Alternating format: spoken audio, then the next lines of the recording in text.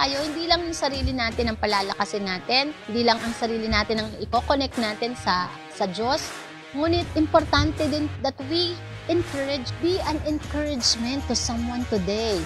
Keep building up one another. Even the strongest person needs an encouragement. Amen. Good morning to everyone. Welcome po sa ating first service and we would like to welcome the VIPs. Yung mga first-timers, pwede itaas nyo lang po yung inyong mga kamay. Mula sa mga outreaches po natin, palakpakan natin si Lord. And sabi po sa salita niya, di ba, isa po ang maligtas, isa ang tumanggap sa ating Panginoong Yesus. Libo-libong mga anghel ang magdiriwang. There's always a reason to celebrate. Dahil lagi pong merong naliligtas, may tumatanggap sa ating Panginoong Yesus. Amen? So, gusto ko lang din po i-acknowledge, yan, na-surprise ako ngayong umaga. Isa po sa mga pioneering ng Grace Christian Fellowship para sa mga iba po natin na, especially sa mga young people natin. Yung mga oldies na katulad ni Ate MJ, alam niya na yan. Pero yung mga young people, I would like to let you know at makilala niyo po, isa po sa mga pioneering ng Grace Christian Fellowship. Isa sa mga bunga po ni Pastor Rick Verana, Pastora Mariquita Verana, at kasabayan po ng Pastor Alan Verana. Siya po ay naabutan ko pa bago sungkitin ng isang pastor sa atin. Siya po ngayon ay currently pastoring together with with her husband, si Pastor June Quinton. Gusto ko po i-welcome si Pastora Marlene Quinton. Yan. Pwede po kayong bumate. Bigyan natin ng microphone si Pastora. Siya po ay isa din po sa teacher. Tama po? Or principal na ba? Yan. Malaki ang impact ni Pastora Marlene kasi po siya ang kauna-unahang presidente ng Grace Christian Fellowship. Yan. Sige, Pastora. Hello, magandang umaga po sa inyong lahat. It's nice to be back. Yan, sa loob po ng isang taon siguro mga twice or thrice po akong umuwi dito sa Cainta. Umalis po kami dito ng aking pong husband, Pastor June, ay since 1995. Okay? So, at kami ay dinala doon po sa Palawan. Napakagandang lugar. Okay? Napakagandang lugar. The reason why I am here, dito ko na i-announce talaga, sana okay ang schedule ng inyong pastora because we want to invite her doon po sa aming lugar. Mamaya mag-uusap po kami para po doon sa aming schedule. So sana ay okay ang kanyang schedule. Okay? So yun lang po ang aking masasabi. Sa simula, mahirap. Talagang mahirap. Susubukin tayong lahat. Pero ang paghihirap na ipapakita sa atin ng kaaway ay hindi makakapantay sa kung ano man ang kabutihan na inihanda sa atin ng ating Panginoon. Amen! Because God is good all the time. At sabi nga sa awit kanina, ano pa ba naman tayo, ano pa yung ating hindi kayang ibigay sa ating Panginoon. Amen? So salamat pong muli sa ating Panginoon and good morning po ulit sa inyong lahat. Yan. Salamat po, Pastora Marlene. No? Isa sa mga natutunan namin nitong Jagia, kasi po siya po ay nasa DepEd. Nagtuturo po siya sa DepEd. At alam niyo po, napaka-firm ng kanyang principle. Every time po na magkakaroon ng meeting, madalas po yung mga meeting sa mga schools, or mga seminars, ganun, tinatapat na Sunday. Ang sabi niya po hindi ko po makalimutan yun At sinabi niya sa mga co-faculties niya, yung mga principal, kung gusto niyo na umattend ako sa seminar or sa meeting, huwag niyong itapat ng linggo. Dahil ang linggo ay para sa Panginoon. At simula nun, sila po ang nag-adjust. Na the principals, yung schedule ng DepEd ang nag-adjust para siya po ay maka-attend. Amen? No? Pwede naman Because we prioritize God. Amen? We value God. At ang sabi, we will have a Sabbath day. We will have a rest day. Kaya yung mga a-attend ng kasal, ng binyag, nakukunin kayong ninang, sabihin nyo kung gusto nyo umattend ako ng kasal o ng binyag, huwag nyong itatapat ng linggo dahil ang linggo ay para sa Diyos. Amen. Huwag nating hayaan na nakawin ng kaaway o ng mundong ito ang para sa Panginoon. At pag nakita po natin na that we value God, then the Lord will surely bless us. He will also honor us. When we honor God in the public, in the presence of other people, He will also honor us. Amen? No? Sige, minsan papalakpakan natin ang Panginoon. Kaya yan po kultura yan eh. So ang kultura po natin, we value God, we prioritize God. Amen? So ngayon po, gusto ko ituloy po yung ating part 2 po ito na Is God Late? Na although nasagot na natin last week. Ang tanong, 'di ba, late ba si Lord? Kaya para doon sa mga nag-iintay, sino yung in the season of waiting or in the season of testing? God has a purpose to it. May purpose po si Lord sa mga testings natin. Tayo po ay pinupurga. Tayo po ay dinidetoxify while we are in the season of testing. We have learned from the life of Joseph na si Joseph mismo siya, before he was promoted to the highest position in Egypt, he went through various season of his life. Kaya kung meron man po tayong mga seasons in life, yung mga season natin hindi naman palaging 'di ba, masarap sa pakiramdam katulad na sinabi kanina ni Pastora Marlene, tayo may mga dadaanan pong mga pagsubok, may mga dadaanan tayong mga difficulties in life, but those things or those situations are for a season. Sabihin mo sa katabi mo, for a season lang yan, hindi yan magtatagal. No? Those are just temporary. Katulad ng medyo sort of review lang, no? Si Joseph, he had 4 seasons in life. Unang-una yung colorful coat. It was a season of betrayal. Siya ay binetray ng kanyang mga kapatid. Season of yung colorful coat, no? Yung 4 coats din po ito. 4 seasons or 4 coats. Yung colorful coat, it was shed by the blood of animals. It was season of betrayal. And yung slave coat, it was a season of accusation wherein siya ay pinagbintangan na rapist. Gwapo kasi, no? Matipuno kasi. So, siya po ay nakulong nang wala siyang kasalanan. At yung pangatlo, prisoner coat, a season of hope, no? Kung saan tumulong siya in spite of his own difficulty, no? His own trials, pero he was able to help other people. Amen. So hindi po hadlang ang ating mga difficulties in life para hindi tumulong sa iba. And that became a way for him para siya po ay makalaya. Pero it took many years pa din, no? Kasi nakalimutan siya. Pero it was a season of hope. Though he was overlooked, nakalimutan na kaya kahit yung mga ginagawa nating kabutihan, no, na inaantay natin, o minsan inaasahan natin na tayo po ay maaalala yung mga nagawa natin. Testing din pala ng Lord John. Tama? It was a test of character. But ito yung season of hope ni Joseph. And last is the destiny coat, wherein he was promoted. It was a coat of promotion. Sabihin mo, makakapagsuot ka din ng coat of promotion. Dadating din yan, season of fulfillment, because God has a promise to us. Amen?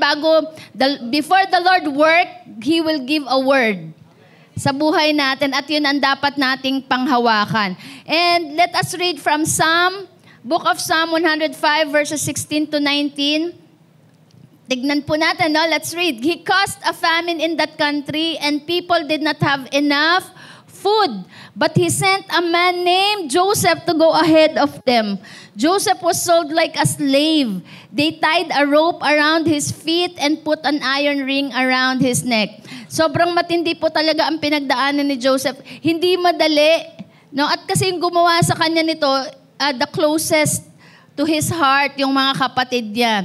So ikaw ba naman yung lagyan ng bakal sa leeg? Parang mistulang hayop, di ba? Yun ang pagkakadescribe ng Bible, at siya ay tinalian sa mga paa. And verse 19, Joseph was a slave until what he said had really happened. So pinadaan ni Lord si Joseph dun sa season of testing and season of difficulty. Kaya kung meron man po tayong pinagdadaanan na kalungkutan, na paghihirap, no, ano pa, yung mga dinadaanan natin sa family, sa finances, amen, sa personal, it was a way of God to prepare us. Sabihin mo sa katabi mo, it's a preparation for great things. Amen. No? Kasi bakit? It also humble us. And the Lord's message, di ba, ito yung matinding pangahawakan natin, the Lord's message proved that Joseph was right. Or sa ibang translation, gusto ko yung NLT translation, until the time came to fulfill his dreams. Talagang meron pong season of fulfillment. Sabi niyo, season of fulfillment, meron talaga. Darating talaga yan. Amen? No, kaya wag tayong panghihinaan ng loob kasi there is a season of fulfillment. Sabi, until the time came to fulfill his dreams, the Lord tested Joseph's character. It was proven and tested. Amen? Joseph was a proven right. Amen? Tayo pong lahat muna ay yumuko at pumikit at manalangin. Panginoon, maraming salamat po sa umagang ito. Patuloy ka naming sinasamba, kinikilala. Panginoon, ikaw ang Diyos na nagtiwala, matinding pagtitiwala na ibinigay mo po sa amin, Panginoon. In spite of our mistakes, our past life, Lord, minahal mo po kami when we were lost. And hanggang ngayon po, Panginoon, you have proven yourself that you are our Father. Maraming salamat po. Patuloy kaming magtitiwala sa iyo. Panginoon, palakasin mo, O Diyos, ang aking mga kapatid, ang bawat isa na nanghihina, may pinagdadaanan, Panginoon. At makita nila ang sarili nila that they are just passing through this season of life. Salamat po. Ito po ang aming dalangin. Sa pangalan ng aming Panginoong Yesus, ang lahat ay magsabi ng Amen. Amen. So, balikan lang po natin yung number 1 testing in life, season of life sa buhay ni Joseph is the test of waiting. Yan, dinidetoxify po tayo sa attitude of impatience. Marami po sa atin talaga impatient, tama? Lalo sa generation natin, we do not want to wait. Kasi uso talaga sa season natin or sa generation natin yung instant noodles, di ba? Instant jowa. Hello? No, gusto natin mabilisan. So, alam niyo po that patience cannot be received as gift. Pagka tiningin natin, Lord, bigyan mo ako ng patience. Tama, bigyan mo ako. Tama ba riyan? Lord, bigyan mo ako ng patience. Hindi niya automatic yan ibibigay sa atin. Because patience is not a gift. It is a fruit. Diba? Sa Holy Spirit, isa sa fruit of the Holy Spirit is patience. It is developed as a fruit. That's why when we ask God for patience, He will not give us patience. But instead, He will put us in a situation that will produce patience. Pag nag-pray ka ng Lord, bigyan mo ako ng mahabang pasensya, magpapadala siya sa iyo ng mga makukulit na tao. Yan, di ba? Yung mga difficult situation na magre-require na at madedevelop ang iyong pasensya. No? Lalagay ka sa sitwasyon na mag-iintay ka ng mga 3 oras. Buti nga oras lang, di ba? Kaya lalagay ka sa sitwasyon na meron kang gusto, pero kailangan mag-intay ng mga 10 years. Yan. So para ma-develop ang iyong patience. Because when there is patience, there is power. You know, patience is power. No? Pag may pasensya ka, mahaba ang pasensya mo, no? It is power sa buhay natin at walang pwedeng magpa-quit sa'yo. Walang pwedeng magpa-give up sa'yo. No? Kaya pagka meron kang patience leader ka, kahit makulit ang disciple mo, sasabihin mo, hindi mo ako mapapakwit. makulit ka ha, mas lalong hahabaan ko pasensya ko sa'yo. Amen? Kaya sa pagdi-disciple po, kailangan talaga ng mahabang pasensya. Dahil ang mga disciples natin, tayo rin naman, di ba? Ang mga disciples po natin talagang nade-develop, hindi rin agad-agad yan nababago. No? Kaya kailangan talaga ng mahabang pasensya. Yung mga anak natin, tama? Hello? No one is perfect. Kaya patience talaga is very necessity. It is essential. Where patience, there is maturity. Yan, dyan din nasusukat. Kapag ka nagmamature ka na, nag-grow ka na, mas humahaba ang pasensya mo. Kaya yung mga nagpalaki ng anak, nung naging lolo at naging lola, mas mahaba ang pasensya. Kasi nag-mature na. Amen? And where patience is, there is a stability. No, mas nagiging stable ka. No, hindi kayong pabago-bago ng isip dahil yung sitwasyon ay pabago-bago. But because you have patience, no, mas nagiging stable ka. Kahit mabago-bago ang sitwasyon, yung decision mo hindi mababago. It is fixed. So waiting detoxify you from impatience, impulsiveness. Sino nga amin dito na impulsive? Diba? Pag kami nakita tayo, gusto na natin yun na. Kahit halimbawa, hindi pa natin kaya. Kaya ngayon, ang nangyayari, ang result ng impulsiveness natin, regrets. No? Yung mga nag-ooperate sa emotion, kapag ka nagkakaroon ng conflict sa relationship, magde-decide, hiwalay na, lalayas na. No? So, tayo dinidetoxify from impulsiveness, moodiness, being moved by feelings, yung nag-ooperate sa feelings. And we will gonna be purified from all of this when it takes longer. Sabi niya nga, longer. Kaya pala natatagalan. Hello, sino dito yung natatagalan ka na sa sitwasyon mo? Kaya pala natatagalan ka sa sitwasyon na yan dahil dinidevelop ni Lord yung fruit of the Holy Spirit, which is patience. We will learn that God is on time. Sino naniniwala na God is on time? But always late. Why always late? Why? Because He is living in different time zone. Yan.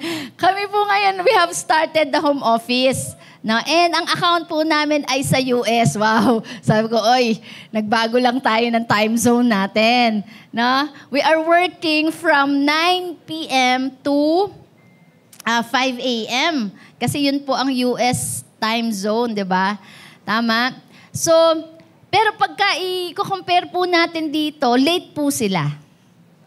Tayo ay mas nauna, no, sa oras. Kaya ngayon po, Sunday sa atin, sila po ay Saturday. Hello? Kaya si Lord po, He's on time, but late. If based po sa time zone natin.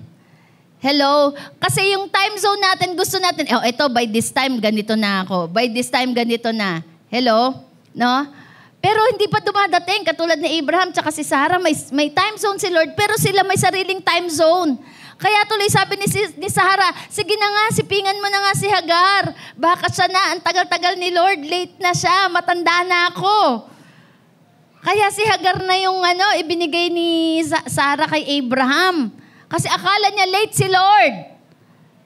Kaya lang sila pala ay nag-operate sa sarili nilang time zone. Ano sabi sa Isaiah 55 verse 8? My thoughts are not your thoughts, neither your ways my ways, declares the Lord. As the heavens are higher than the earth, so are my ways higher than your ways, and my thoughts than your thoughts. Kaya magkaiba talaga. Magkaiba tayo ng takbo ng iniisip.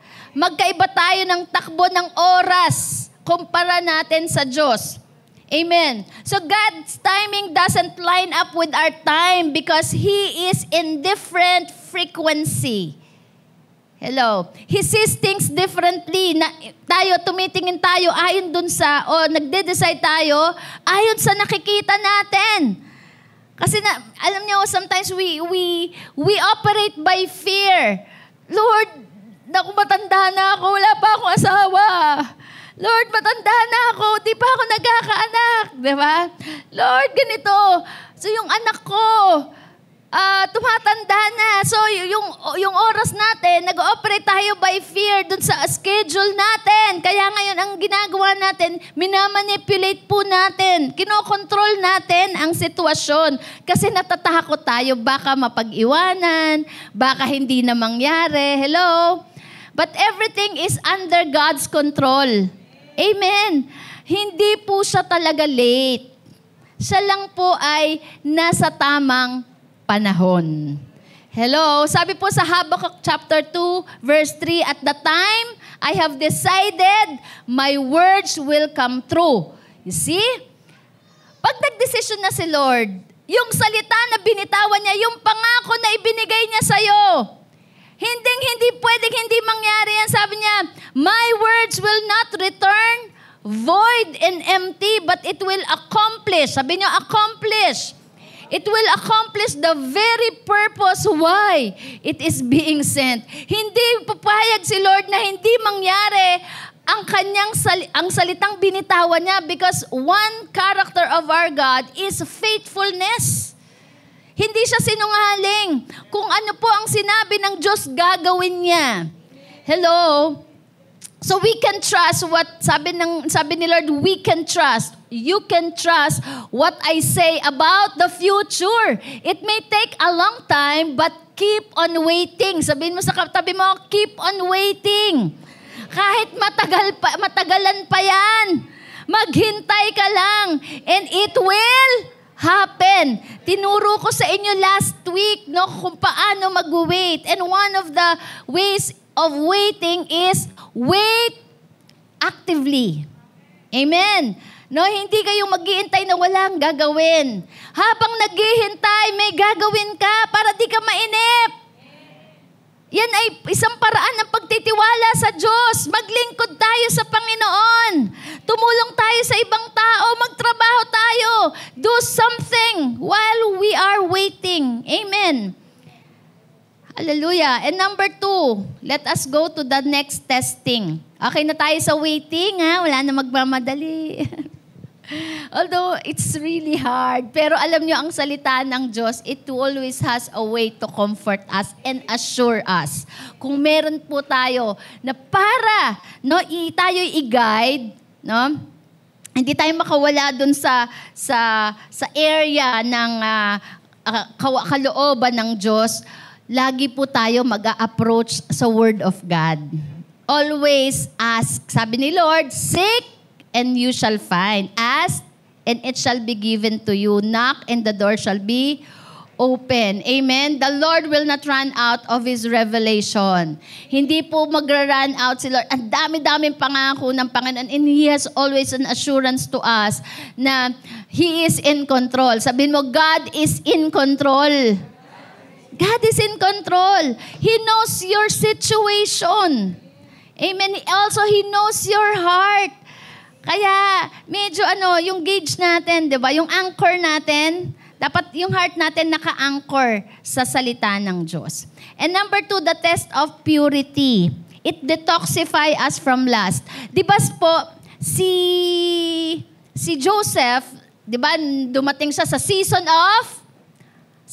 of accusation. Kasi nga, gwapo, macho, diba? So, nataypan siya ni Mrs. Potiphar, inaaraw-araw siya. Kumanta din pala si Mrs. Potiphar, araw-araw, di ba, sasamahan. Pero kay Joseph niya yun kinanta, araw-araw, kino-convince niya si Joseph na date tayo. Wala si master, wala si husband. No, sabi niya, type kita. Talaga naman, no? Nag-a-approach na talaga si Mrs. Potiphar. But, ito pala ay inalaw ng Diyos para i-test ang purity ni Joseph at i-detoxify siya from lust of the flesh. Joseph's season has changed. Sabi niyo, has changed. It had changed because of his purity and ended up in prison because instead of fighting lust, he fled from lust. Hello, hindi niya nilabanan ang temptation. Tinakbuhan niya. Sabihin mo, ang temptation ay hindi nilalabanan, kundi tinatakbuhan, lalo na mga boys, no? Hello. You know, temptation, ang trials comes from the outward force. But temptation comes from within. Because temptation comes from our own desire. From our lust. No? So, kaya kailangan, you will not expose. Kung meron man lumapit sa'yo, do not expose yourself to your own desire. Yung evil desire. Yung bad desire. Halimbawa, kung ikaw ay may desire sa alcohol, do not expose yourself to the group na nagiinom. Tama ba? Na kung ang iyong weakness or yung iyong desire ay sa lust of the flesh, tama? Huwag mo nang i-expose yung sarili mo sa pornography. Kasi mag-stir up yun eh. I-stir up niya yung iyong desire from within. So kailangan you flee from your own lust. Halimbawa, babae, no? Ang hilig mo, babae. So wag ka nang pa-charming sa mga iba't ibang girls. Hello? No, kahit na sabi, i-win ko kay Lord. Hindi nga yun. Ang problema, last yun eh. Desire mo yun. Kaya you might fall to it. Kaya you have to flee. Alam mo, di ba? Kilala natin kung ano ang ating mga weaknesses. We have our own weaknesses, so we need to identify. We need to be honest. Huwag tayong maglakas-lakasan katulad ni Samson. Di ba si Samson, yun ang kanyang weakness eh. Yes, malakas siya, physical. No? Pero yung last niya, yung kanyang kahinaan ay sa babae. How many times he fall? Di ba? Fell sa babae. And nakipaglaro siya. Never play with temptation. Sabihin mo sa katabi mo, never play with temptation. Kasi baka hindi mo nga kayanin. Kasi kaya yan tinatawag na temptation dahil may desire sa loob. Tama? No? Hindi yan magiging temptation kung walang desire. Hello, kaya kahit ilagay mo sa akin iba't ibang Hinebra dyan, no, Emperador, it's not a temptation to me kasi I don't have a desire to alcohol. Tama? Pero to someone na merong taste talaga sa alcohol, temptation sa kanya yan. Kasi may desire siya eh. Tama ba? So, alam natin, we flee from temptation. Sabi sa 2 Timothy chapter 2:22, sabi ni Paul kay Timothy, flee youthful lust. Yan, hindi sinabing fight. Hindi sinabing fight youthful lust. He said that flee youthful lust. Takbuhan mo. Sabihin mo, takbuhan mo. And follow after righteousness, faith, love, peace, with them that call on the Lord out of a pure heart. Hello. Kaya kung meron man tayo, we are exposing ourselves doon sa ating sariling desire, yung mapapahamak tayo. And sometimes, nagiging addiction na yan. Alam nyo ba, ang addiction is not just to drugs. Maraming form of addiction. Kahit sa social media, na-fall tayo into temptation, nagiging na-fall into addiction. Tama? Pag sobra-sobra na, it eats you up. Hello? Kaya nga nagfa-fasting din tayo. Tama?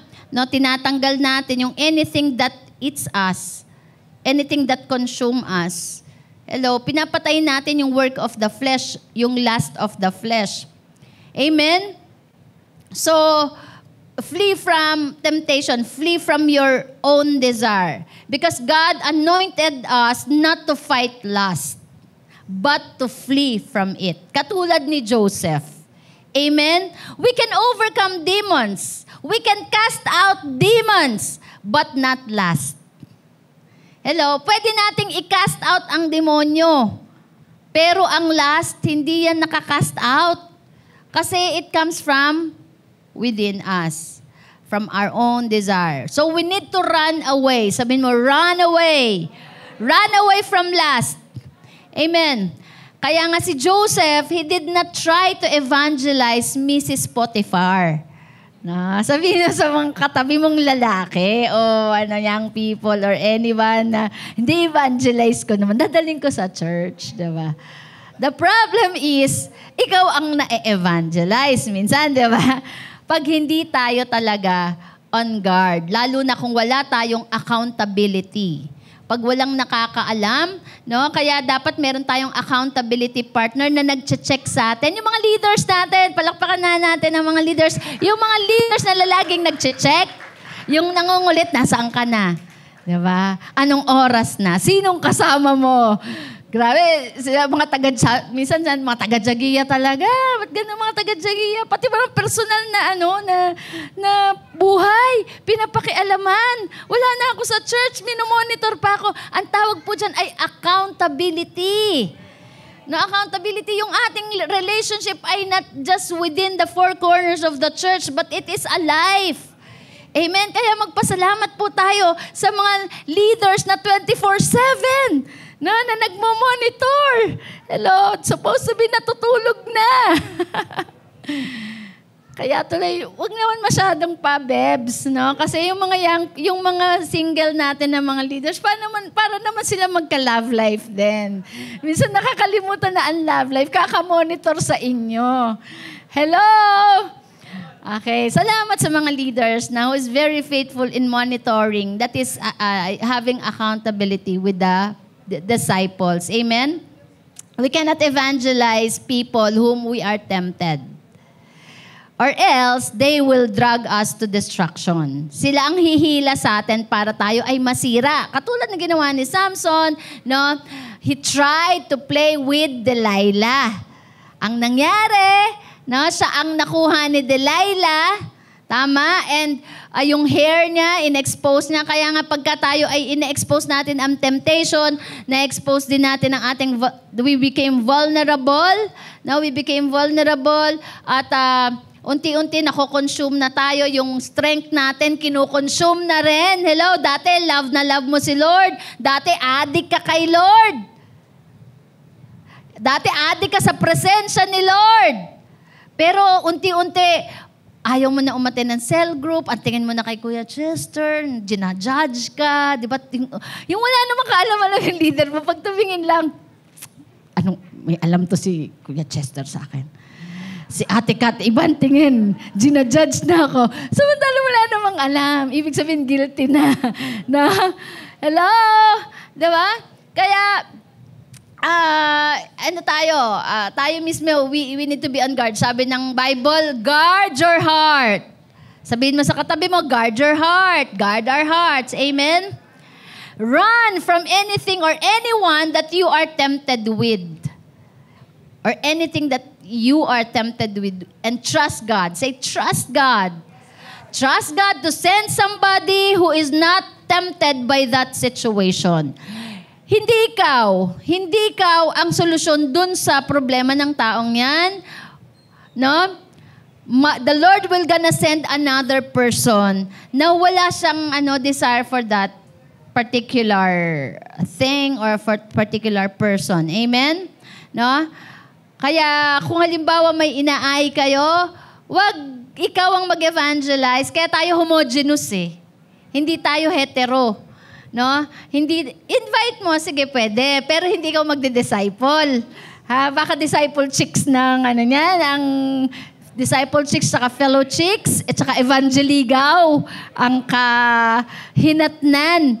Pagkatapos mong i-invite, ipa-consolidate sa same gender. Amen? Kasi ina-avoid nga po natin yung ma-fall into temptation. Amen. So to walk in purity, you need to choose your battle. Choose your battle. You need to put restrictions up to where your liberty is. Lagyan mo kung hanggang saan lang ang freedom mo. Freedom natin. Amen? Kasi sabi sa Bible, everything is permissible. Pwede naman, papayagan naman. But not everything is helpful. Not everything is beneficial. Everything is permissible for me, but I will not be brought under the control of anything. Amen. Huwag nating hayaan na yung sariling freedom natin ang magdala ulit sa atin sa slavery. Amen. Pwede naman kasi minsan sabi natin, bakit sila naman pwede. Diba? Yung kapitbahay, yung kaklase ko, ganun, pwede naman sila. Pwede nga, pero ang tanong, makakatulong ba sa'yo yan? Amen? Makakatulong ba sa'yo yung pag-exercise mo ng freedom? Na-exercise mo yung freedom mo, but it leads you back to slavery. So we need to put restrictions sa atin mismo. Naalala ko po may isang, lagi ko sinasabi sa mga young people, you have to discipline yourself. If you cannot discipline yourself, other will discipline you. But if other cannot discipline you, the Lord will discipline you. Ang pinakamahirap, pinakamasakit dito, yung si Lord na magdisiplina sa'yo. Amen. So sa atin pa lang, sa personal natin maglagay tayo ng restrictions. Hello? Kahit sa mga magulang, di ba? Tayo din may mga own temptation tayo. O halimbawa, natitempt tayong mangutang. Di ba? Alam niyo po ba that pangungutang ay addiction, it may fall you into addiction. Kahit hindi mo kailangan pag may nag-offer. Can I deal this ngayong umaga? Hindi lahat ng offer ay kakagatin. Kasi pagka nakasanayan na natin, nagiging habit.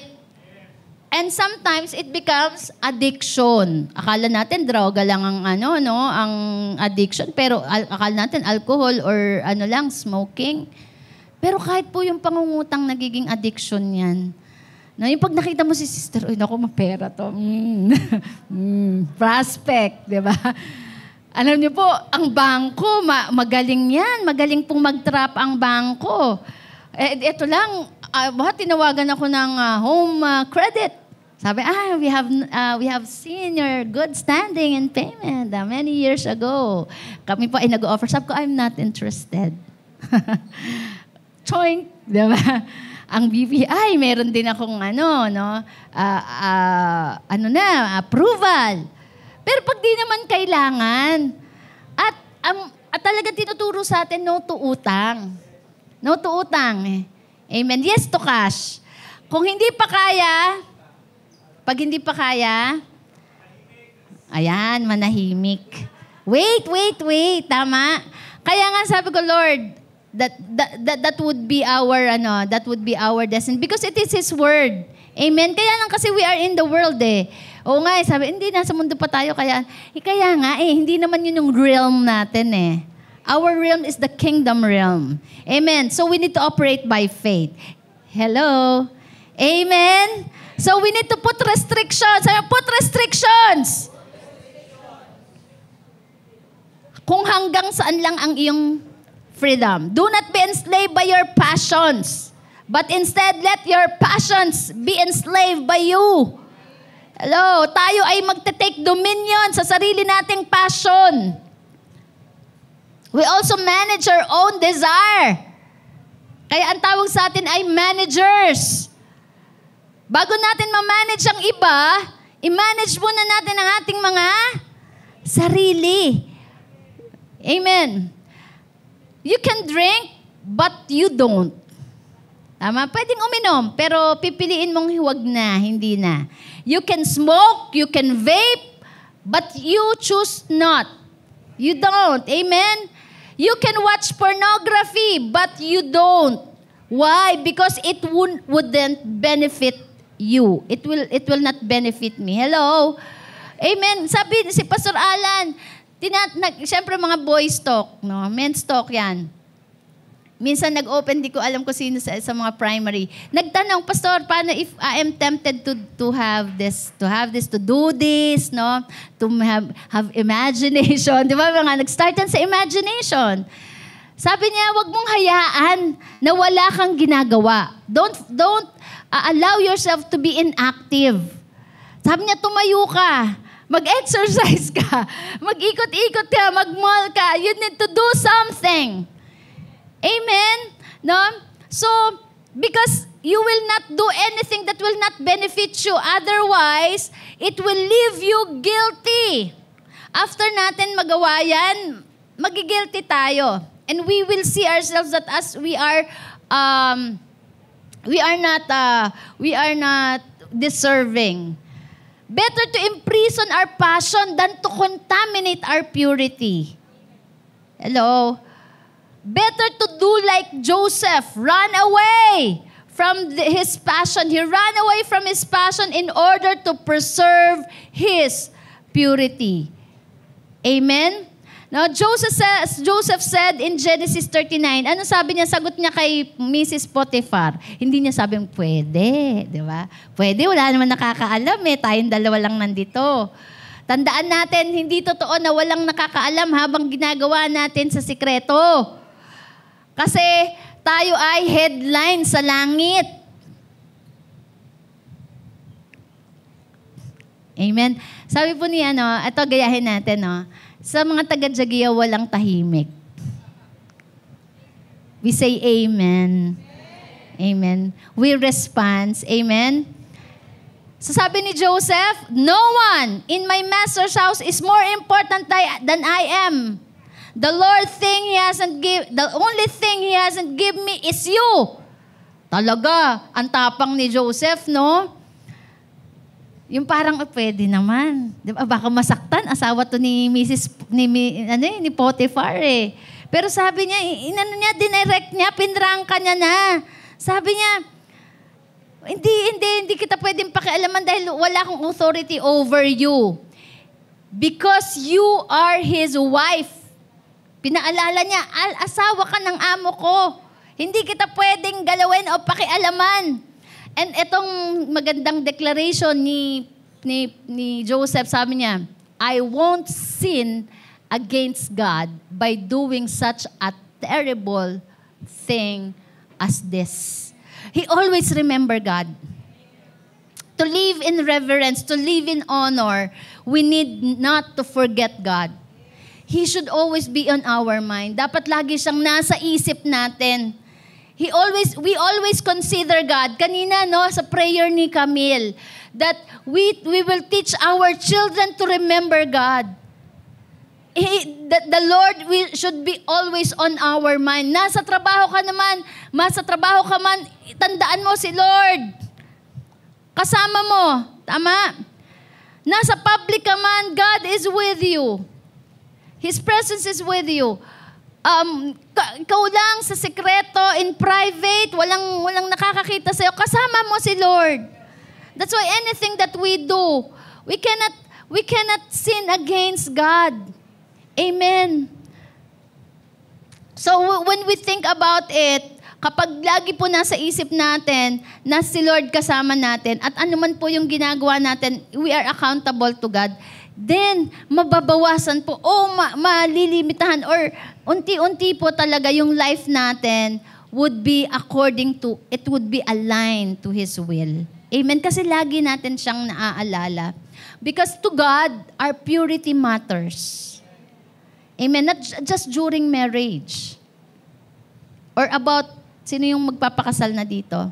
Diba? Ang purity hindi lang sa mag-asawa, na hindi na pwede kasi syempre you are already married or dun sa magpapakasal pa lang, no fornication, tama? But purity is being preserved as early as puberty stage. The moment, mga young people, let us learn na sa bata pa lang ay nape-preserve na ang purity. How you will preserve your purity? Do not expose yourself to anything that will draw you to temptation or to contaminate your purity. Amen. That is a standard because it is according to His word. Sinabi yun ni Timothy flee from youthful lust. Hello. Huwag kang sumama-sama dun sa mga nagpo-porn. Tama? Or yung pinag-uusapan ay mga hindi kaaya-aya, hindi tama sa pandinig. Tayo mismo, meron tayo kasing meron tayong tawag dito, yung ground. Tama? Yung parang, hanggang dito lang. Pagka alam mong hindi na maganda pinag-uusapan, hindi na maganda pinagkukwentuhan, hello, o yung ginagawa, hindi na tama, you have a standard. Ikaw mismo, tayo mismo nagsiset na ng standard. It is going below your standard. Hello? Kaya nga sabi ni Paul po, sa Romans 12, do not conform to the pattern of this world. Do not conform to the pattern of your friends. Do not conform to the pattern of your kumare. Tama? Do not conform to the pattern of your kumpare. No? Do not conform to the advices of this world. But be transformed by the renewing of your mind. Amen. Kaya yung mind talaga natin, ito yung battleground. Kaya alam niyo po kung anong pinupuno natin dito sa mind natin, the Word of God. Kaya tayo nagde-devotion because this is the battleground.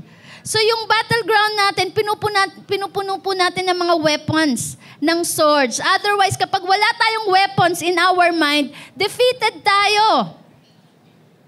Hello? No? Kaya nga, pag tayo talaga nag-i-struggle, sino nag-i-struggle? Sino dito ang aamin nag-i-struggle ka? You want to quit? You are being tempted? No, may mga struggles? Hello? We need to be honest to ourselves. Hindi naman tayo, perfect being pa. So may mga struggles tayo. Pagka dumating tayo sa struggles, the more that we approach the Word of God. Hello? Purity is more important than the opinion of people. Joseph rather hurt Mrs. Potiphar than to hurt God. Ulitin ko po. Mas pinili ni Joseph na masaktan si Mrs. Potiphar kesa saktan niya ang Diyos. Wait on God. Not just for the right person, but for the changed person. Hallelujah. No? And be the right person. BTRP. Sabihin mo sa katamay mo, BTRP. While you are waiting, BTRP, the Lord is at work in your life. Allow the Lord to change you. Amen? No? Kaya huwag kang matatakot kung aalisin ng Diyos yung taong yan sa buhay mo. Kasi maybe that is not a changed person. That is not the right person for you. God knows everything. Sinong naniniwala dito that God is in control? So do not be afraid. So, huwag kang matakot. Kasi kung mawala yan, in 8 billion people in the world, meron ka para sa'yo. Amen. Hallelujah. Sa mga single dyan, meron para sa'yo. Sino yung mga broken-hearted dyan? No? Huwag ka mag-alala. There is one person for you. Hallelujah. Mahina yung mga singles, so mag-amen. I-amen mo na yan, revelation sa'yo ni Lord dyan. There is one person for you. Amen? Hallelujah. So, wait on God, not just for the right person, but for the changed person. He will bring it on at His perfect time. No need to be in a hurry. No need to go ahead of God because God would surely bring it on. Amen. It will come though not on your time zone. Dadating yan, hindi sa time zone mo, but on His. So do not compromise your purity. Amen, amen. Teka lang po, nalobat po yung laptop ko. Sorry, patawad po. Pakikuha na lang.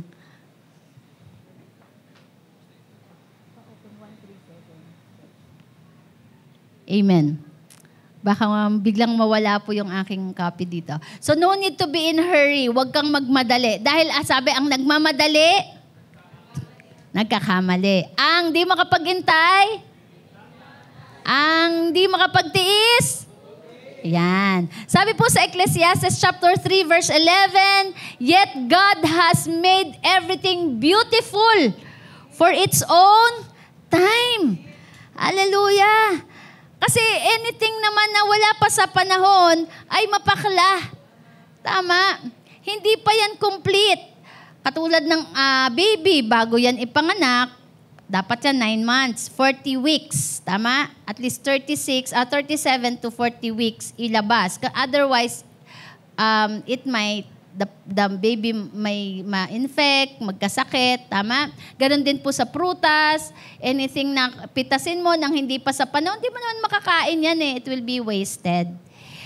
Hello? Because in God's time, He made everything beautiful.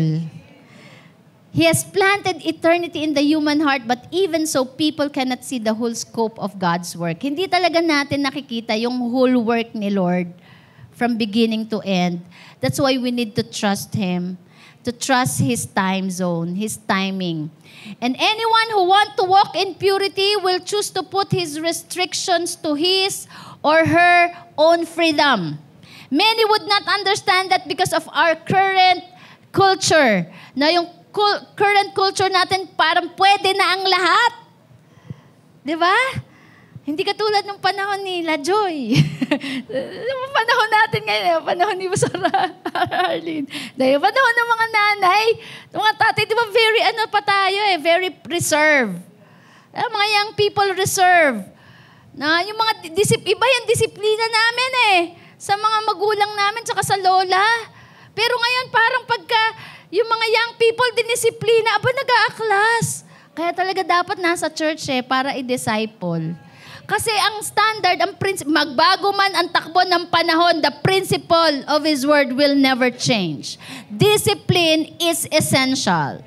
Amen. We need to learn how to follow. Amen. So, kaya kung meron man dinidisiplina dito, magpasalamat ka. Because it will save your life. Amen. It will save your purity. And it will save your future. So, we need to put restrictions. Many would not understand it because of the current culture. However, it will keep you from heartbreaks. Ulitin ko, mga young people, no? Put restrictions on your own freedom. Kahit na katanggap-tanggap sa ating culture. Because it will spare you from heartbreaks. Naalala ko po, when I was young people, siguro yung iba't alam na yung story ko. When I was a young people, sabi kasi ng brother-in-law ko, sabi niya,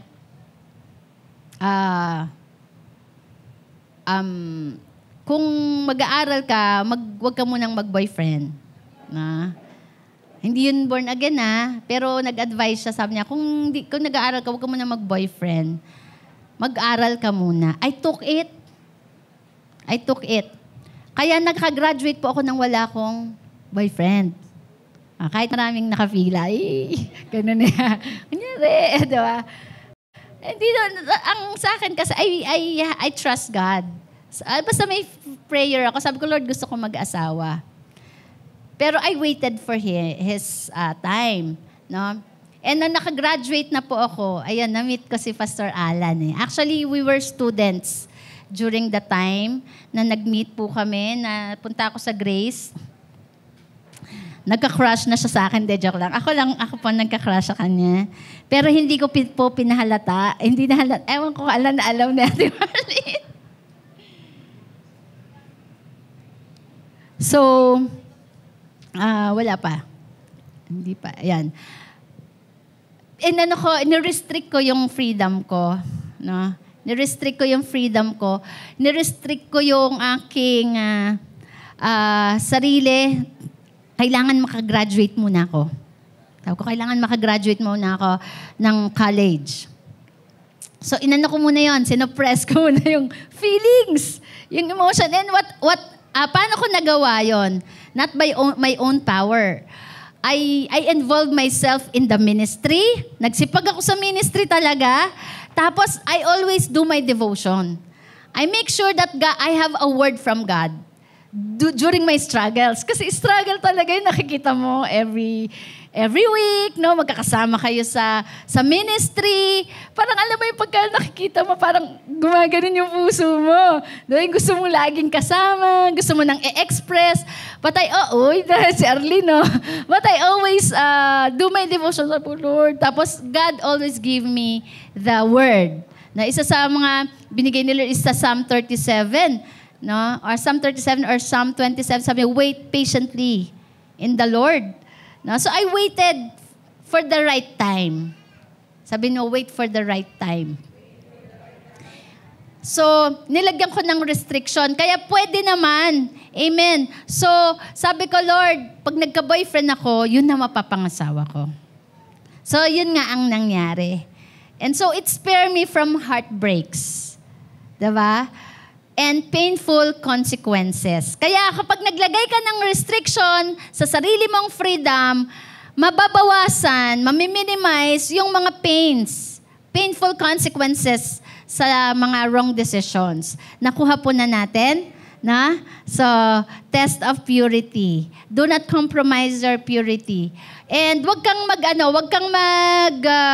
mag-focus dun sa paglaban mo sa temptation. Mag-focus ka sa Holy Spirit. Mag-focus ka, fill your mind, fill your life with so much of Him. Dahil 'di ba kung saan ka puno, kung sino yung lagi mong kasama, yun ang lagi mong yun yung nag-aansay, nag-i-influence sa'yo eh. Kaya do not try to fight. Of course, flee, 'di ba? Flee from lust para magawa mong tumakbo mula sa temptation. Fill your life with so much of Him. Sabi ni John the Baptist, let me decrease so you may increase. More of Him. And the more na you are surrounded by God's presence, nababawasan talaga yung iyong desire. No, yung last mo, nawawalan na ng effect yun kasi you are so much of God. Nakuha po natin? Amen. So surrounded yourself with the presence of God by having your devotion, be with the right people na nagbibigay sa ng right advice, worship Him. Amen. Be in the outreaches, do the ministry. And last po, the test of forgiveness. Purging us or detoxifying us from offenses. Hello, isa din po sa measurement ng maturity is when we are no longer being offended or we do not allow ourselves to be offended. Tama? Di ba madali tayong masaktan? Sensitive tayo. Sino aamen? That we are sensitive dun sa mga minsan sa biro, tama? Or ano man yung gawin sa atin. Lalo na matindi yung ginawa ni Joseph, no? He was betrayed by his own brother. So that is a great offense. Pero dinaan si Joseph doon sa purging na yon o sa detoxification na yon ng offenses. Kumbaga pinatibay ng Diyos ang kanyang dibdib. Hello? Kasi alam niyo po ba, pagka we are being promoted, pag pinromote tayo ng Lord, mas malawak at mas madaming tao talaga ang may tendency talaga to hurt us. Kaya dapat matibay ang dibdib natin. Hindi tayo pusong mamon o yung madaling ma-offend.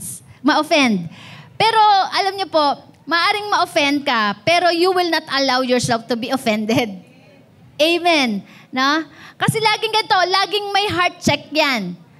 Kung masakit man yung sinabi, pero yung heart mo, if it is right, you will not allow yourself to live on that offense. Pwede for a while masaktan ka, pero you will not allow that pain to dwell, that hurt to dwell in your heart. Because ikaw mismo, ayaw mong makulong ka dun sa offense na yon. Kasi ang taong nasasaktan, mananakit. At ang taong nasasaktan, distracted. At ang taong nasasaktan, nawawala ang kanyang direction. Nawawala sa diskarte. Diba? Ano sabi sa Genesis 50:20? But as for you, You meant evil against me, but God meant it for good. O yun, grabe si Joseph, no? Humarap na siya, hinarap na niya yung mga kapatid niya na nagtaksil sa kanya. And nando na siya, promoted na siya. Siya ay second in command na. Meron na siyang chance gumante. Pero yung heart niya talaga, minold na ng mga several testings in his life. And bakit nagkaroon ng ganitong attitude si Joseph? Because through the testings, not si Lord talaga, yung word niya talaga ang laging inaalaw niya mag-minister sa kanya. Kaya nung humarap na siya sa kanyang mga kapatid, healed na siya. It is the word of God that will heal our hearts. Huwag mong intayin na wala yan, automatic. Huwag mo ring hintayin na ikaw mismo, no, ma-heal ka from it. It is the word of God that will heal our wounds. Our wounded heart, the word of God. Amen. So nakita ni Joseph yung very purpose ni Lord, bakit nangyari yon. Kaya sabi niya, may plano kayong masama sa akin, pero si Lord may planong maganda. May purpose siya. Sabi, in order to bring it about as it is this day, to save many people alive. Hello? May purpose pala si Lord sa mga pains. May purpose pala si Lord sa mga testing, sa mga inaalaw ng Lord ng mga pains sa atin, sa mga trials natin. It is to save many people alive. Hindi madali. Hindi ito madaling gawin. Yung to save many people, hindi po madaling gawin yan. Because it requires your own comfort. Madidiscomfort ka. Hello? Kapag tayo nag-ooperate sa emotion, sa dami ng tao na yan, marami talagang mag-hurt sa'yo. There are a lot of tendency. Katulad, halimbawa, bilang pastor, ilan tayo dito? Kung dito pa lang sa congregation natin, di ba? Sa 24 leaders pa lang, 27 leaders na hawak ko. So may 27 people who have the tendency to hurt me. They are different people, tama? Kahit gaano kami ka-close. Diba? Sometimes, sinasadya o hindi, meron talaga. Meron pa akong 6 na anak, so may 6 din na tao na pwedeng mag-hurt sa akin. That pwede akong i-out of focus. Pero, God allows, kung meron, alam niyo yun sa pinagdaanan ko, in 30 years din sa ministry, sa ministry po, ang dami na talaga, ang dami na. Sabi ko nga sa inyo, 3 beses ako umiyak kay Pastor Rick Berana. No? Pinatibay na rin ako yung dibdib ko kasi makulit din po ako noon. No? Pero hindi po ako sanay talaga ng pinapagalitan. No? Una papaiyak po talaga ako. Pero isa yon sa nagpatibay ng dibdib. Amen. And there are a lot of experiences. May mga criticism that we receive. Together with Pastor Alan, ilang beses kami na-criticize, ilang beses po kaming napagsalitaan, how many times we are being accused. But those are part of God's molding. Kaya nga, we can say to the people who hurted us, you meant evil against me, but God meant it for good to save many people. Amen. Kaya nga, ang Pastora Sara ba hindi na nasasaktan ngayon? Of course, nasasaktan. Tao pa ako, hindi naman ako robot, di ba? Hindi pa ako yung glorious body. Pero, why Pastora Sara is focused? Napatibay na. And by the grace of God, of course, it is by His grace. It is by His grace, by the favor of God, by the strength of God. And malinaw na that God has a purpose. Amen. Pag malinaw ang purpose mo, why? Why it happened? You will not allow yourself to be distracted.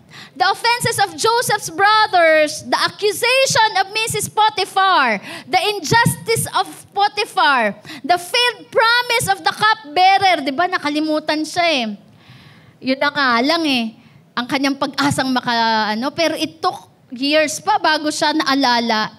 They are part of God's grooming in Joseph's character. Hello.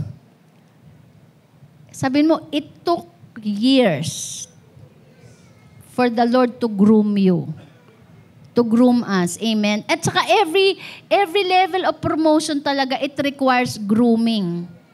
It requires change. So Joseph was preserved through pains of betrayal. Kaya kung meron man tayo dito, there are pains. May mga pains ba tayo dito from our parents, families, mga past relationships na you keep on dwelling on that.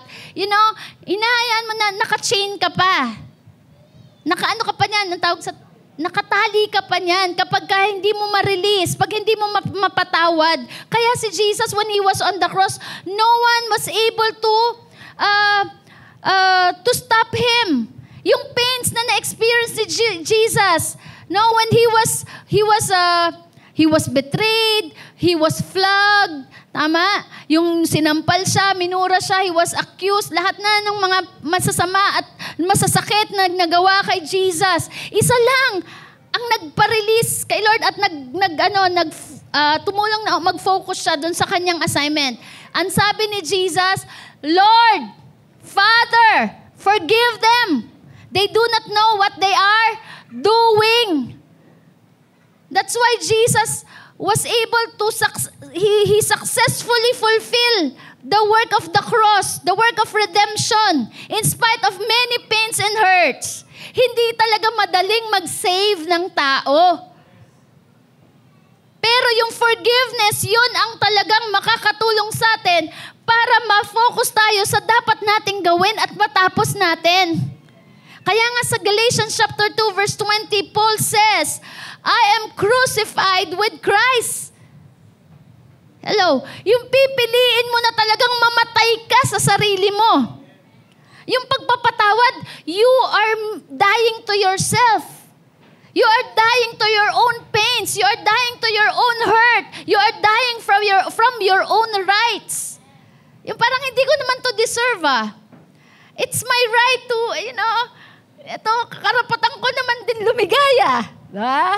But Paul says, I am crucified with Christ. It's no longer I who live, but Christ lives in me.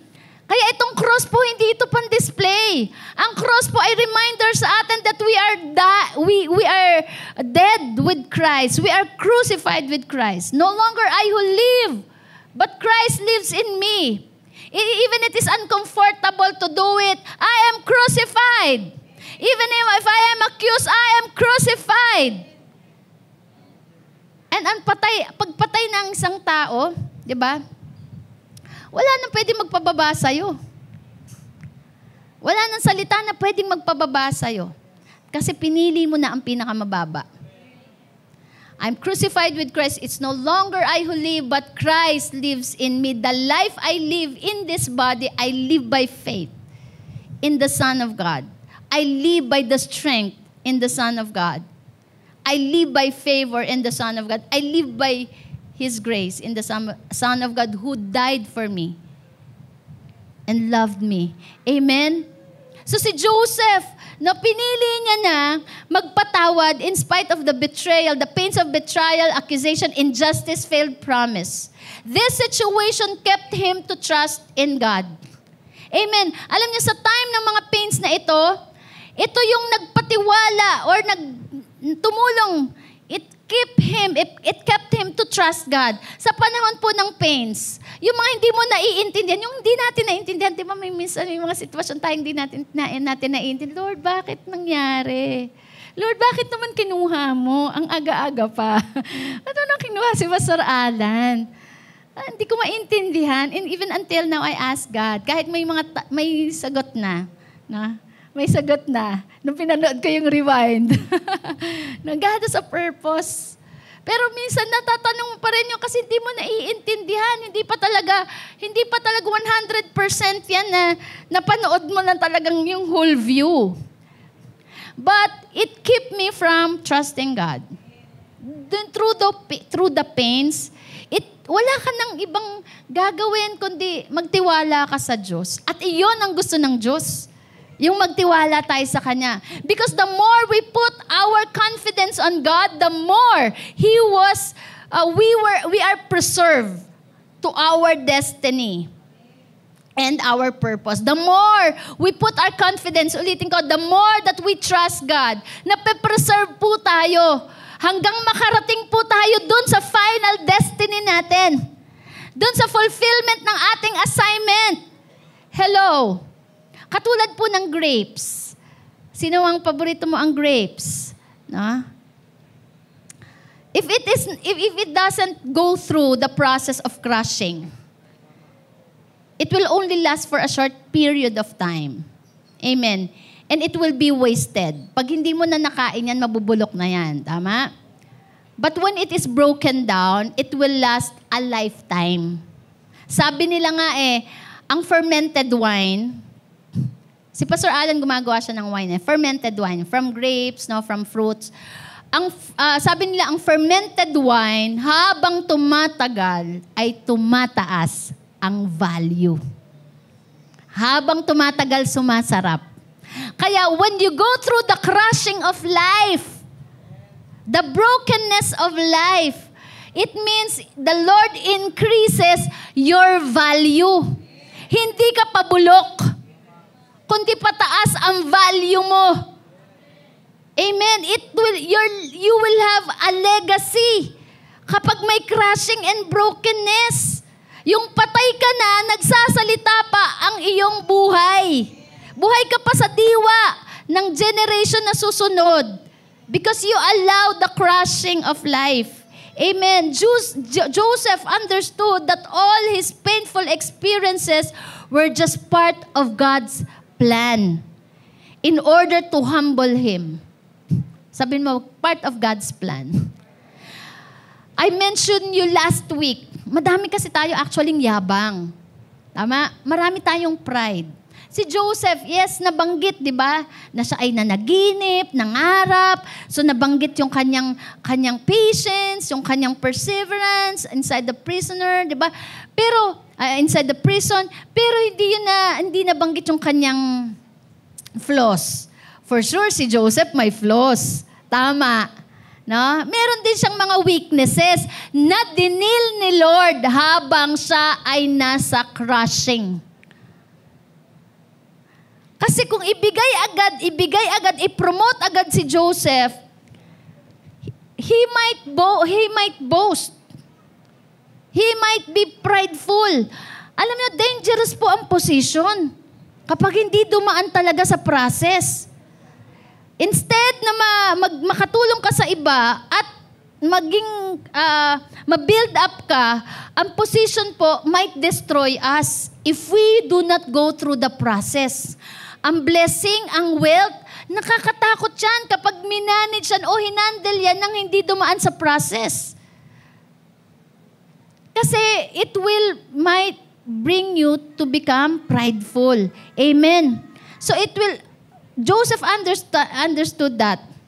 It is part of God's plan to humble him, to humble us, to preserve us for a purpose of saving a generation. Amen. Kaya alam niyo yung mga tumatanggal sa ministry, hindi tumatanggal Yan, tumatagal. Iba yung tumatanggal. Tumatagal sa ministry, yan yung nag-go through the crushing. No? Kaya habang tumatagal, nagiging valuable. Na tumataas ang value. Amen. So that made his attitude of releasing, sabi niyo, releasing forgiveness, set him free from the sting of offenses. Kaya pag na-feel mo na-offend ka, mag-release ka na agad ng forgiveness. Huwag mo na intayin yung next week. Huwag mo nang intayin yung next month. Kaya si Jesus, habang masakit pa, dumudugo pa. Sinabi niya, Father, forgive them. They do not know what they are doing. Ang number one pong napalaya dyan yung siya.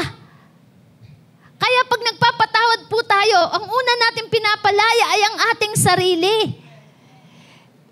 So forgiveness is like a vaccine. It's like a vaccine. It won't stop the virus. It won't stop the pain. But it protects you. It protects us and prevents death. Kaya dapat tayo ay vaccinated ng forgiveness. Yan. Sino dito vaccinated na? Nabakunahan ka na. Magpabakuna ka ng pagpapatawad. Kasi sa totoo lang, tayo po ay unang pinatawad ng Diyos. And that made Joseph to focus on doing what is more important. Preserving and saving lives. Amen? Kapag hindi tayo na-release ng offenses, tayo ay imprisoned ng tao na yan. No? Yung parang, all your life, iniisip mo siya, sinaktan niya ako, hindi niya ako binayaran. Umutang siya, di siya nagbayad. Talagang all throughout your life, talagang siya na lang ang laman ng puso mo kasi galit ka sa kanya. Which is there is more important thing to do. And that is to save life. To preserve life. Amen. Kaya nga ilang pangarap at buhay na ba ang namatay dahil sa unforgiveness and offenses. 'Di ba? Huwag mong hayaang patayin ng hindi pagpapatawad ang pangarap mo. So Joseph, let us trust the hand of God more than the hands of the people who pass by in our lives. Amen? For him, whatever the evil plan of people against him, God would turn it for good. Para sa atin, amen, it is clear, klaro sa atin na may purpose si Lord. Inaalaw ni Lord dyan. A perfect life, hindi mo pwedeng sabihin na ang perfect life yung walang pain, yung walang trials. No. Walang tao na walang trials. Walang tao na walang pain. Si Jesus nga mas more than ka pa kay Jesus. Kaya nga si Jesus, He embraced all. Lahat na niyakap na niya nga sa cross. Kaya nga ito ang ating standard, si Jesus at the cross. He embraced all our pains, all the curses, the past, the present, and even the future. Kasama na yan. Hello. Kaya kung si Jesus, He been through it, and He successfully fulfill His assignment. So we are. Because we are true followers of Jesus. Kapag nasaktan tayo, tignan lang natin yung cross. Tignan lang natin ang cross. Sa pagtingin natin sa cross, hindi mo makikita yung offense ng iba . Ang makikita mo yung sarili mong offense. I offended God, but He forgives me. He died for me when I was an offender. He loves me when I was unlovable. Amen? So Joseph, he handed over to God. Kapatid, katulad ni Joseph, he been through a lot of trials, testings, but he believed that the season of God, his season is not yet over. Your season is not yet over. Hindi pa tapos. Sabihin mo sa katabi mo, hindi pa tapos. Hindi pa tapos, kaya wag mong tatapusin ang buhay mo. Wag mong tatapusin ang buhay mo, wala ka pa sa exciting part. Ang exciting part dyan yung pagka pumasok ka na sa promised land. Pagpasok nga sa promised land, harapin mo pa yung giants Tama. Sabi nga ni Pastor Lito, yung promised land, dapat hindi ka lang puro promise. Dapat make sure that you step on the land. May promise. Pero tapakan mo yung land. Kailangan lumanding ka sa land. Kaya promise, land. Kaya it is not over. Huwag mong i-over ang buhay mo. Kahit na nagte-trending ngayon yung suicide, hindi yan. Amen, erase yan. Sabihin mo sa katabi mo, erase yan. Dadating ka pa sa most exciting part of your life. And one day you will go out and you will rejoice. Sabi ng Bible At kahit ang mga puno, mga bundok, magre-rejoice together with you. Yun ang intayin mo. God is not yet finished with you. So God is not finished with Joseph, so God is not yet finished with us. Amen? And in conclusion, binanggit po sa Bible, sabi sa Genesis 39 verse 2, the Lord was with Joseph so that he prospered. And he lived in the house of his Egyptian master. And pagkatapos sa verse 21, the Lord was with him, He showed him kindness and granted him favor in the eyes of the prison. In the life of Joseph, twice na sinabi po, the Lord was with him. It was during the season where he was at Potiphar's house and in prison. Dito sa life ni Joseph, binanggit 2 beses, sinamahan siya ng Diyos. And that was during the most painful, vulnerable moment of Joseph. Ibig sabihin, sa moment na tayo ay vulnerable, sinasamahan po tayo ng Diyos at hindi niya po tayo iiwanan. Amen? Nalala ko po yung footprints in the sand. Sabi, alam niyo po yung footprints in the sand? Sabi niya, I had a dream that I was walking beside the sea and I noticed 2 set of footprints. One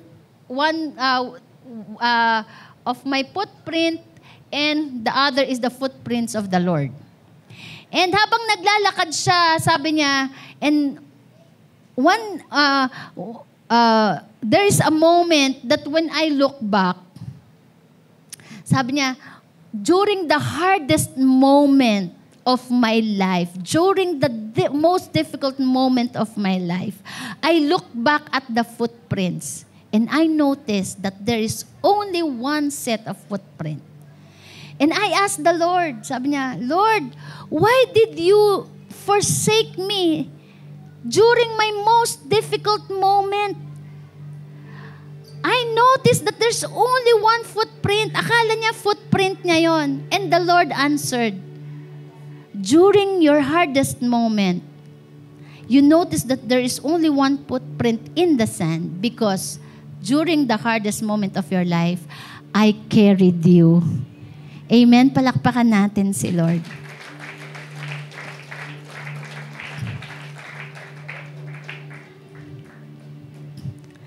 It was during the season he was in the Potiphar's house and in prison because like you and I, we are in the testings. Sometimes, Joseph himself doubted that God was with him. Nagda-doubt siya. I want to encourage everyone. Maybe you are going through a testing right now. It's not about other people. Release forgiveness. Surrender anything that leads you to blame other people. Avoid blaming other people. Kaya ako nandito sa ganitong sitwasyon dahil gawa niya. Dahil gawa ng magulang ko. Dahil gawa ng kapatid ko. Dahil gawa ng isang tao. God is sovereign. He allows it. Si Job nga he was righteous. And yet God allowed testings in his life. Why? It's not about other people, it's about you. Sabi ni Lord, nakikita mo yung servant ko na yan? Righteous yan. Mahal ako niyan.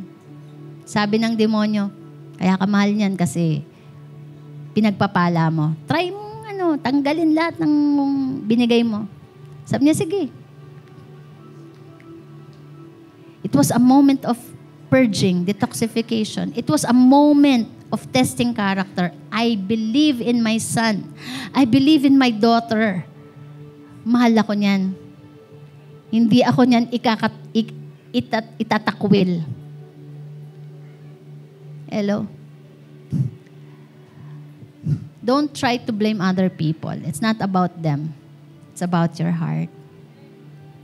Do you love God? Kaya si Jesus, when He went back to Peter, sabi niya, do you love me? Kung mahal mo ako, balik ka. Kung mahal mo ako, alagaan mo ang tao.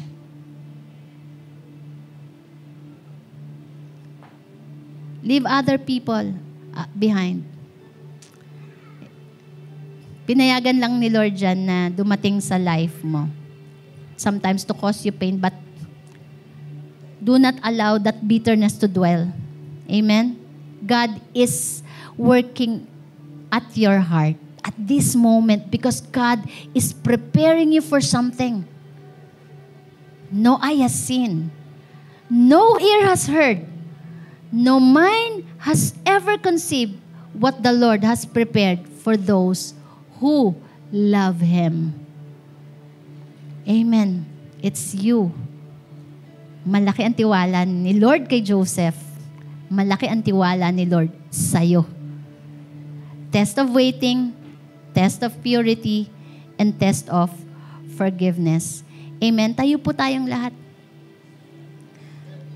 While the worship team is singing the song, ikaw lang ang nagtiwala sa akin. The moment, the time, during the time of our weaknesses, that no one trusts us. Katulad ni Joseph, pinagtatawanan yung pangarap niya, no? Pinagtatawanan yung passion niya. Walang nagtitiwala sa kanya. Pero si Lord, malaki ang tiwala kay Joseph. Hello?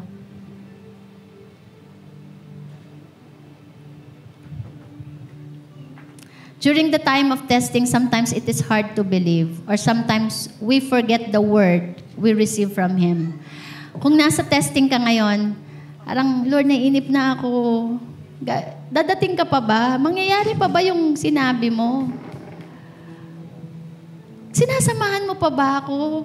Anong pagkukulang ko, Lord? Bakit? Alam niyo po, tandaan po natin, ano man yung magagandang bagay na nare-receive natin kay Lord, it's not because of us. It's because of His grace. Hindi dahil mabait ka. Hindi dahil magaling ka. Hindi dahil sa ikaw ay almost perfect. Ito ang ginawa mo. Ibinigay mo to. No. Kaya tayo nakapagbigay, it's because of His favor. Never doubt His love. Never doubt His generosity.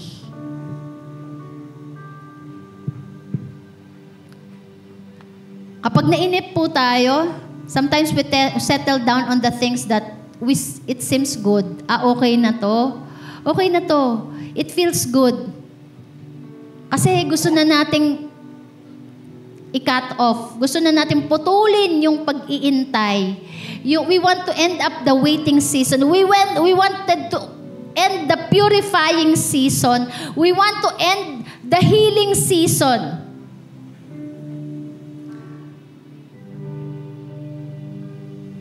Do not cut the season. Huwag nating madaliin. Magtiwala tayo sa Diyos. Do not doubt His unconditional love. Do not doubt that we don't deserve the good future. Sinabi na ni Lord, I know the plans I have for you. Amen? Remember, God's word is alive. His word is His work. Ano yung pangako sa'yo ng Panginoon? Sabi po sa John chapter 1:14, and the Word became flesh. Yes, it is pertaining to our Lord Jesus Christ. But it has another revelation. The Word of God will one day turn into reality in your life. Kay Joseph, dating pangarap lang na ang kanyang mga kapatid ay yuyukod sa kanya. Kaya nung dumating po ang famine sa Egypt and he was promoted, here are the brothers. Dumating. Nagpakilala si Joseph, I am your brother Joseph. You intended harm against me, but the Lord intended for good. And the brothers have realization and they bowed before Joseph. The Word became flesh. God never fails. Amen. God never fails. Hallelujah. Sige po tayo manalangin. During the season of testing, trust the God of Joseph. Hallelujah. Trust the God of Joseph. Nasa testing of waiting ka, live in the time zone of God. Do not overtake. Do not overthink. Do not overtake. Trust God. Let the Lord drive your car. Amen. Let the Lord drive your life. And you will find your final destination. Is there a testing of purity? Flee! Flee from your lust. Occupy yourself with so much of His presence, so much of His promises, so much of His word. Worship Him. Flee, flee.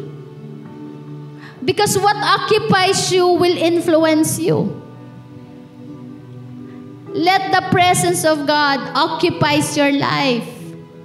Be addicted to God. Isa lang po ang addiction na pwede, na ito ay magbe-benefit sa atin at yan ay addiction to His presence. And forgive. Nandun ka na. You're about to be promoted. Pero na out of focus ka because of so much pains you allow.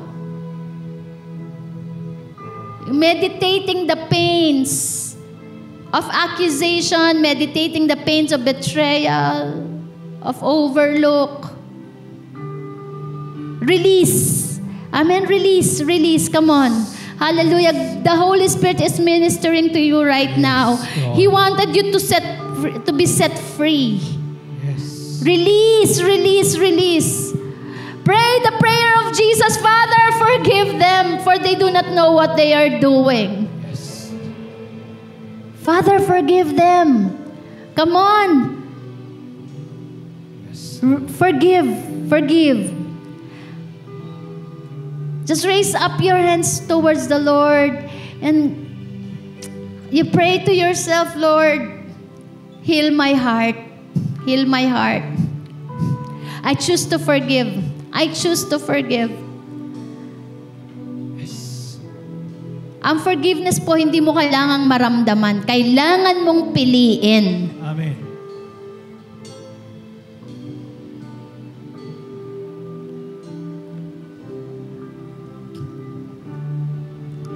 Thank you, Lord. Thank you, Lord. Hallelujah. And put your trust in God. Amen. Ngayon, di mo pa nakikita. Talaga, hindi pa nakikita ng mata mo, hindi pa naririnig ng tenga mo yung plano ng Diyos. Pero paparating na. Amen. Paparating na yan. Hallelujah. Do not allow yourself to be contaminated by the outward forces of this world. Outward forces. Let your inner being be built up. Yung strength coming from within. Amen. Hallelujah. It is in His Word. It is in His promises. It is in His presence that your inner being will be built up, will be established. Focus on God. Focus on God. Hallelujah.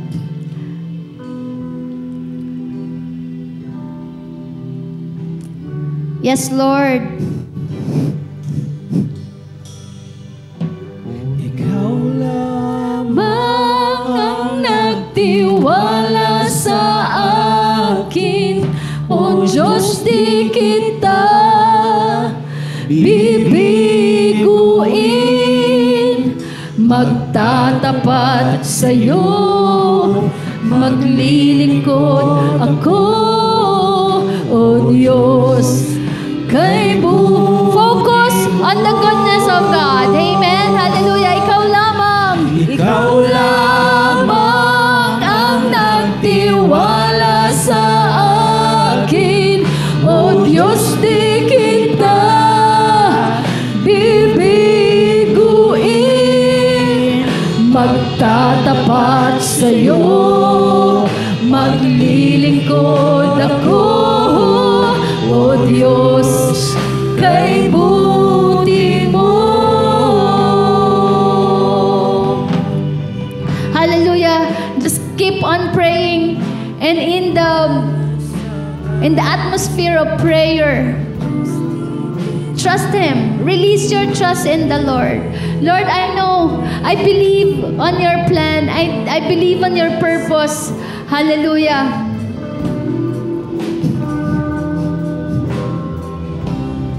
Kausapin mo si Lord. Sa sitwasyon mo, kaasapin mo si Lord. Katulad ni Joseph, kay Lord siya nagsusumbong. Sa kabutihan, Sa Lord niya ipinubuhos ang kanyang mga pains niya, yung hinanakit niya. sa iyo, Ipinubuhos niya sa Panginoon. O Diyos, You can be honest with God. aran mo. Minsan pinupost po natin sa Facebook yung mga hinaing po natin. Sa Diyos mo ibuhos. Amen. Hallelujah. Sa Panginoon mo sabihin lahat. Sa kabutihan mo, ako'y Sa Diyos ka magsumbong. upang magpuri sa iyo. O Diyos, sa kabanalan mo, nalulugod ako. Buhay ay iaalay ko. O Diyos, sa kabutihan mo, ako'y naririto upang magpuri sa iyo. O Diyos, sa kabanalan mo, nalulugod ako. Buhay ay iaalay ko. Ikaw lamang ang nagtiwala sa akin. O Diyos, di kita bibiguin. Magtatapat sa'yo, maglingkod ako. O Diyos, kay buti mo.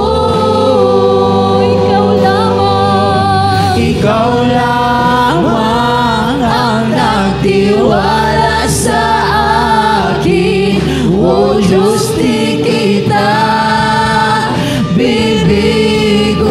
bibiguin.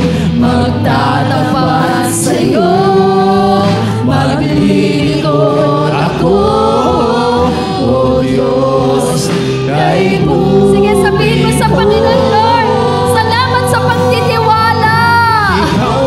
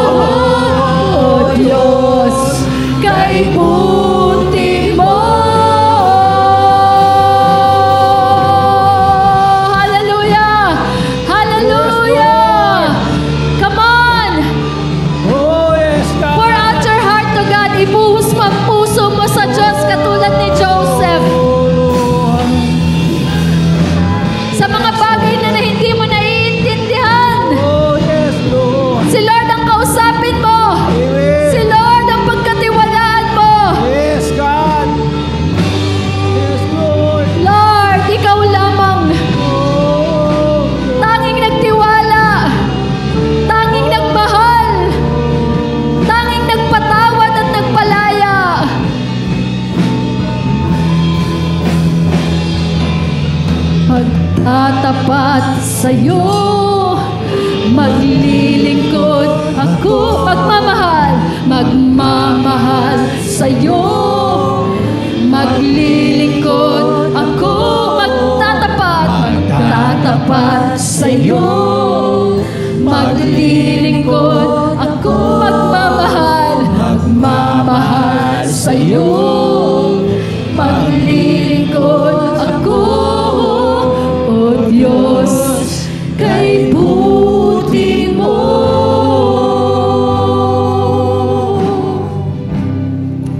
Hallelujah, hallelujah. Hallelujah. As you pour out your heart to the Lord, He will gonna fill you with His peace. Yes, God. Why Joseph was a man of peace. Why Joseph was able to forgive and was able to be at peace with his brothers. Dahil nauna na ang kapayapaan na ibinuhos ng Diyos kay Joseph. Kaya pag binuhos mo ang sitwasyon mo sa Lord, ibinigay mo sa Lord ang control, the Lord will give you peace, the peace that the world cannot give. The peace that position cannot give. The peace that money cannot give. The peace that human relationship cannot give. That peace comes from God. Amen? Hallelujah. At ngayong umaga, bago tayo magtapos, the Lord wanted to be at peace with you. For so many years, you are at war with God. You disobey Him. You run away from Him. You're trying to do things on your own. But God is inviting you, is knocking at the heart, at the door of your heart. And Jesus is asking to open it for Him. He wanted to lead you, to give direction in your life. He died for you. He loves you. He loves you when you are unlovable. Sabi ng Bible, nung makasalanan pa tayo, in-embrace tayo ng pagmamahal ng Diyos. Without hesitation, make Him the Lord of your life today. Amen. Just raise up your hands before God. If you want to make Jesus the Lord of your life, you want to make Him the King of your life, raise up your hands and we will gonna pray. Kung gusto mo ng kapayapaan na hinahanap mo, matagal mo nang hinahanap, kay Jesus mo lang yan matatagpuan. Let us pray. Father God, maraming salamat po sa lubos na pagmamahal na ibinigay mo po sa akin sa pamamagitan ng iyong bugtong na anak na si Jesus upang mamatay sa krus para sa aking kasalanan. Inaamin ko po na ako ay nag-run away from you, na ako po ay nag-disobey many times. Humihingi po ako ng tawad sa oras na ito. And publicly, in my mouth, I confess that Jesus, from now on, will be the Lord and the King of my life. I invited you, Jesus, to come into my life. I need you. I need your peace. I need your forgiveness. Thank you for dying on the cross. Thank you for your forgiveness.